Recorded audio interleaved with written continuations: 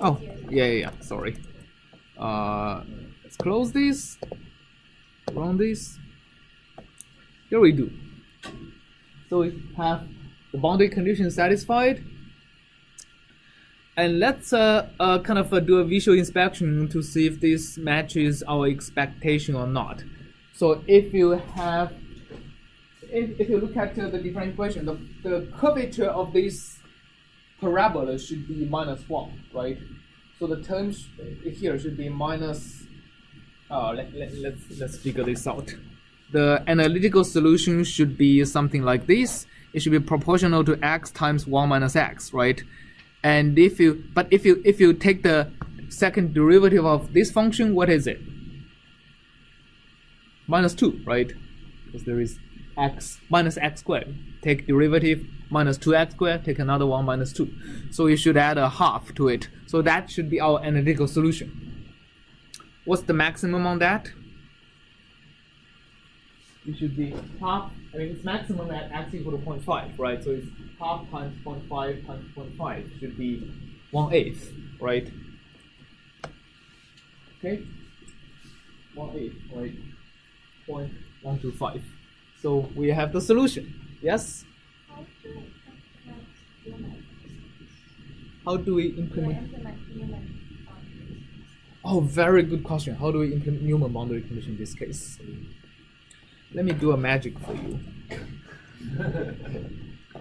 So I'll just change the 2's to 1's, right? All the 2's I have, I will make it 1.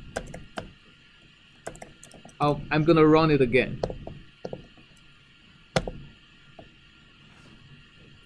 Here we go.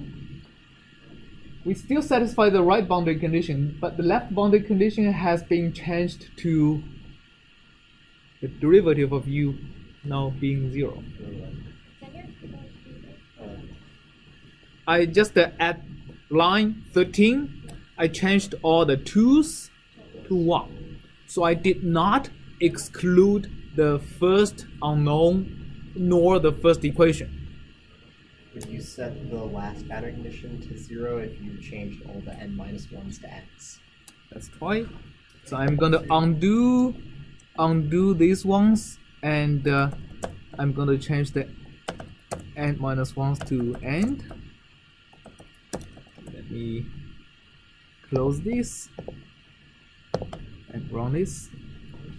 Here you go. So if we have this, but if the derivative was not 0, where do you add the extra value?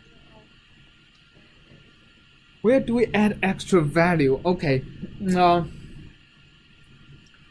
So if you want the derivative to be a certain value, what you are doing is go back to the physical analogy, right? So if you want the derivative, our original boundary condition is fixing the two ends of this string, right? Having the derivative equal to a certain value is, instead of fixing that, you put a force on the end just to lift it. Okay, and setting here, basically here is we are setting the force here to be 0, right? So that it kind of hangs over there. I mean, setting the vertical force to be 0, so it hangs as 0 derivative. If you add a force over here, which is basically you need to go back to the energy, the potential energy is going to be minimizing this. Outside this integral, you have to have, for example, if you put a force on the right hand side, you would have u1 times whatever force you have. Let's for example make the big F also equal to 1. All right. So then what you have is on the last unknown, when you take the derivative, there is additional big F in the derivative, right? Which means that when you set the derivative to 0, you get one additional term on the right hand side. So let me just do this for you. You just for example b end equal to b end plus 1. That'll be, actually I don't remember if it's plus 1 or minus 1, but like this is basically putting a force on the right side.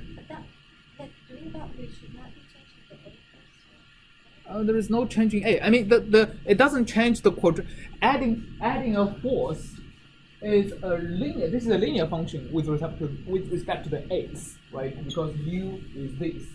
Adding a force on the right hand side, it doesn't change the quadratic form. It only changes the linear form. So what you get? Let me close this again. You get force that's pointing down, and if you make this, it decrease the force a little bit. Let's see. If you decrease the force a little bit, you get this one again, and if you make the force to be negative, you get a solution that is kind of pointing up. So basically, setting the derivative, it's a type of boundary condition in finite elements called a natural boundary condition. So instead of you're not restricting particular parameters in the linear combination, you're not restricting any coefficients, but you are modifying the energy form of what you are minimizing, right? Basically, you're modifying the form of the energy that you are minimizing. This is called a natural boundary condition. The previous one we discussed before is called the essential boundary condition, which is basically restricting what your space, your function can be. All right. So essentially, whenever you're describing a weak form, for example, to a program, you want to solve the differential equation. We're going to discuss that on Wednesday. You need to describe two things. You need to describe, okay, so what are the space in which I'm choosing my solution? That's one. Two is what energy am I minimizing? That's two, right? So enforcing a dirichlet or fixed boundary condition changes the space in which I'm finding my solution. While enforcing a derivative boundary condition doesn't change the space, doesn't decrease the space, but it changes the energy I'm minimizing. All right. So these are two completely different ways of enforcing boundary conditions in finite elements. The first type you enforce strongly. The second type is enforced weakly. All right. So I'll see you on Wednesday to discuss deriving weak forms from differential equations and using COMSOL to solve things in finite elements. All right.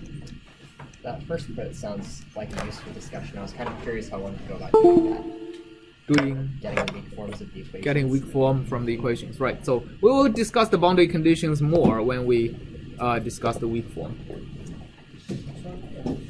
Yeah.